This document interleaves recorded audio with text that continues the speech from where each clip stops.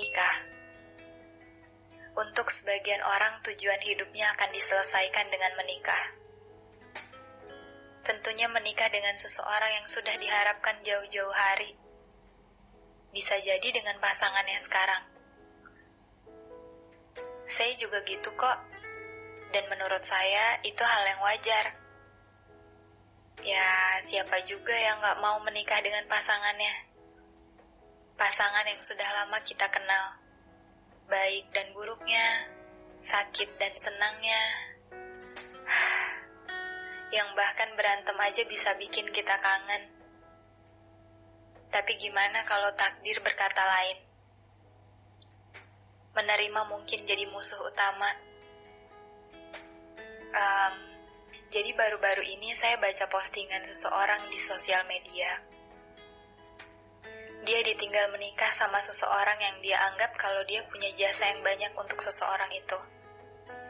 Intinya, dia merasa kalau dia selama ini sudah menemani orang tersebut dari gak punya apa-apa sampai punya apa-apa. Saya gak tahu sih, punyanya itu sebesar apa. Sampai dia jadi ngerasa kesal karena ternyata orang yang dia temani dari awal, lalu saat orang itu sudah sampai di titik tertinggi menurutnya, dia malah menikah sama orang lain. Gimana ya? Takaran sukses untuk setiap orang itu emang beda-beda sih. Cuma kalau dipikir secara logika, dari orang itu gak punya apa-apa sampai jadi punya apa-apa, pasti butuh waktu yang lama. Ya mungkin nih, kalau sarkasnya sih, dari miskin jadi gak miskin-miskin banget lah. Karena kalau dari miskin terus jadi kaya raya, itu bukan soal waktu bersama lagi, tapi soal hidup bersama. Saya rasa perhitungan dia itu sebatas waktu. Lamanya dia pacaran dengan orang tersebut. Terus merasa bahwa dia menjadi orang yang paling berjasa untuk pasangannya. Sebelum saya baca postingan itu, sebenarnya saya juga punya teman yang ada di kondisi kayak gitu. Dia ngerasa bahwa bertahun-tahun dia sama pasangannya, melewati masa-masa sulitnya, terus tiba-tiba pasangannya berubah, dan ketemu sama seseorang lain lalu menikah. Saya tahu pasti hal itu sangat sulit untuk diterima. Tapi saya juga tahu, kalau dia melupakan banyak hal tentang pasangannya. Karena pasangannya itu kan gak dari lahir lalu hidup dengan dia. Dia masih punya orang tua, keluarganya, saudara-saudaranya. Dia lupa bahwa biaya sekolah dan kuliahnya diperjuangkan secara utuh oleh keluarganya, juga dirinya sendiri. Jangan lupakan orang-orang sekelilingnya juga. Jangan merasa kamu adalah satu-satunya orang yang punya jasa.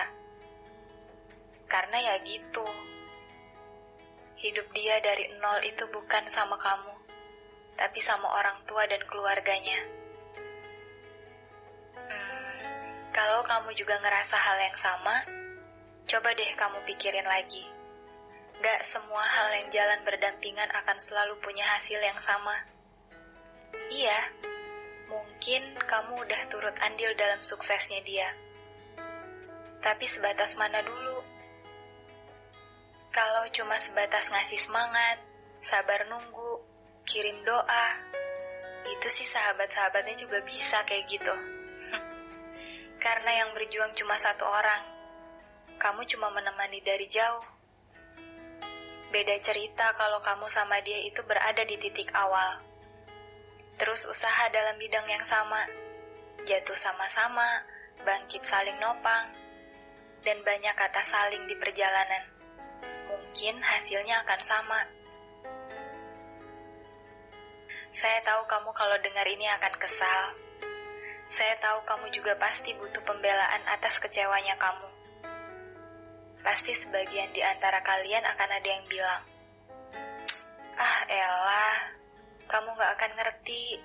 Kamu cuma tahu tapi kamu gak benar-benar paham." Hai Puan, seandainya kamu tahu sehebat apa kamu pasti akan menyesal karena pernah menyia-nyiakan waktumu untuk rasa sesal karena pernah ketemu dengan orang yang menurutmu itu salah.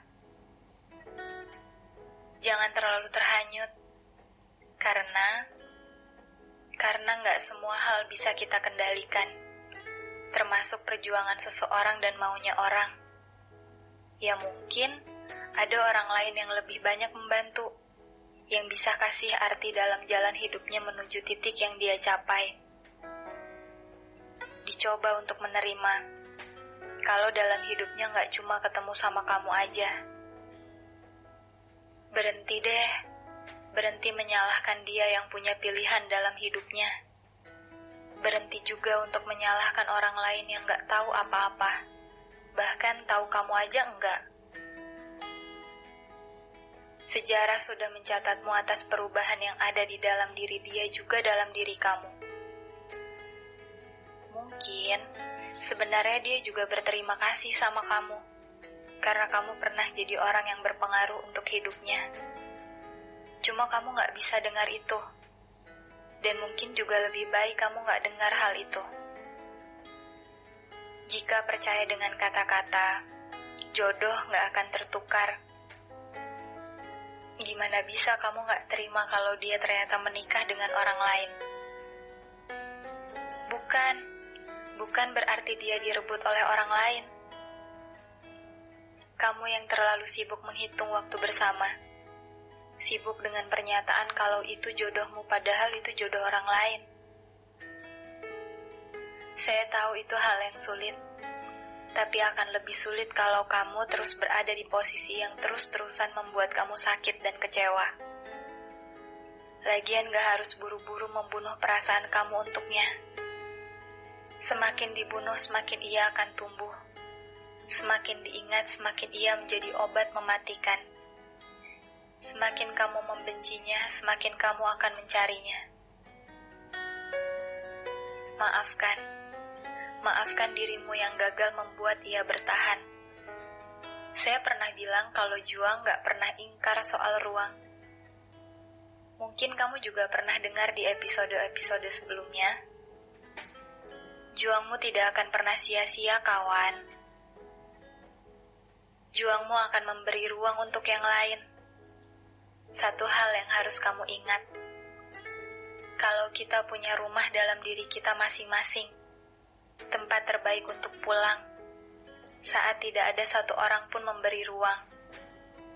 Pulanglah tanpa rasa ragu. Pulanglah dengan melepas yang memang harusnya dilepas. Pahami lagi rahasia semesta. Segala sesuatunya sudah pasti paling baik.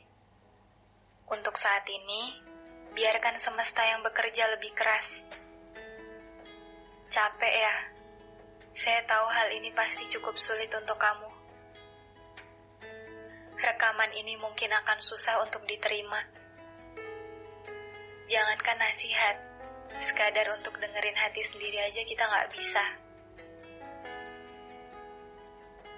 Sekarang, beristirahatlah. Kamu hebat. Kalau saya harus jadi kamu, saya yakin saya gak bisa sekuat kamu. Jadi, sudah sepantasnya suatu saat nanti akan ada orang baik menjemputmu. Jangan tanya kapan. Itu tergantung sampai kapan kamu bisa mengikhlaskan. Karena melepas bukan hanya soal merelakan, tapi mengikhlaskan. Dipakai dulu jatah kecewanya. Karena kita gak bisa terus-menerus bergantung dengan rasa senang.